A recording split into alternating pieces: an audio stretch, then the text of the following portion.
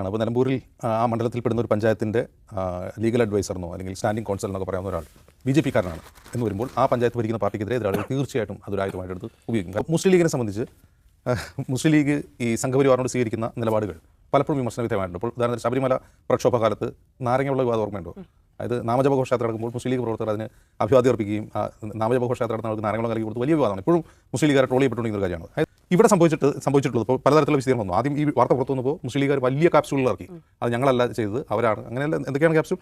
ഒന്ന്, ഇതൊരു അസോസിയേറ്റ് ആണ്, ഒരു നിയമ സഹായ സ്ഥാപനമാണ് ചൂസ് ചെയ്തത്, അതിലിങ്ങനെ ഒരാളുണ്ടായിരുന്നു, അത് ഞങ്ങൾ ശ്രദ്ധിച്ചില്ല എന്നാണ് ആദ്യം ഇറങ്ങിയ ക്യാപ്സ്യൂൾ. രണ്ടാമത്തെ ക്യാപ്സ്യൂൾ അങ്ങനെയല്ല, സെക്രട്ടറിയാണ് തീരുമാനിച്ചത്.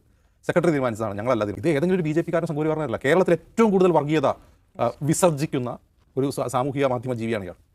ഇദ്ദേഹത്തിൻ്റെ ഒരു ഫേസ്ബുക്ക് പോളിലേക്ക് നമുക്ക് പോകാനേ കഴിയില്ല. അമ്മാതിരി വർഗീയത മാത്രം പറയുന്ന, വർഗീയത തിന്ന് വർഗീയതയിൽ ഉറങ്ങി ജീവിക്കുന്ന ഒരു മനുഷ്യനാണ്. അയാൾ അറിയില്ല എന്ന് പറയുന്നത് ഒരു രാഷ്ട്രീയ ബോധമില്ലായ്മയും രാഷ്ട്രീയ ജാഗ്രത ഇല്ലായ്മയാണ്. അങ്ങനെ അറിയില്ലാത്ത ഒരാളൊന്നും പഞ്ചായത്ത് മെമ്പറായിട്ടിരിക്കാൻ എനിക്ക് തോന്നുന്നില്ല. ഒരാളുണ്ട്, ഈ പറയുന്ന വൈസ് പ്രസിഡന്റാണ്, അയാൾ കോൺഗ്രസ്സുകാരനാണ്. കോൺഗ്രസ് ഇതുവരെ അതിനെപ്പറ്റി ഒരു പ്രതികരണം നടത്തിയിട്ടില്ലല്ലോ.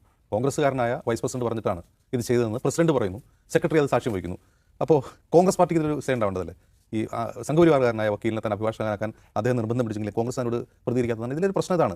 അല്ല, കോൺഗ്രസിനകത്ത് പ്രിവിലേജ് ഉണ്ട്, വിശദീകരിക്കേണ്ടി വരില്ല. വേറെ ഏതെങ്കിലും പാർട്ടി ആയിരുന്നെങ്കിൽ നിരന്ന് വിശദീകരിക്കേണ്ടി വന്നേ. കോൺഗ്രസ് എത്രയോ കാര്യങ്ങൾ എടുത്തിട്ടുള്ള നിലപാടുകളുടെ പേരിൽ, അതിപ്പോൾ ബാബരി മസ്ജിദിൽ രാഹുൽ ഗാന്ധി മുതൽ ഇങ്ങനെ താഴെ തട്ടിൽ വഴിക്കടവ് പഞ്ചായത്തിലെ വൈസ് പ്രസിഡന്റ് വരെയുള്ളവർക്ക് ചില കാര്യങ്ങളിൽ ചില നയങ്ങൾ എടുത്തു പോകാം. അതാരും ചോദിക്കാൻ തരാവുന്നില്ല. അറ്റ്ലീസ്റ്റ് ലീഗാരെങ്കിലും ചോദിക്കണം, ഞങ്ങളെ ഈ വെയിലത്ത് നിർത്തിയത് താനല്ലേ എന്ന്.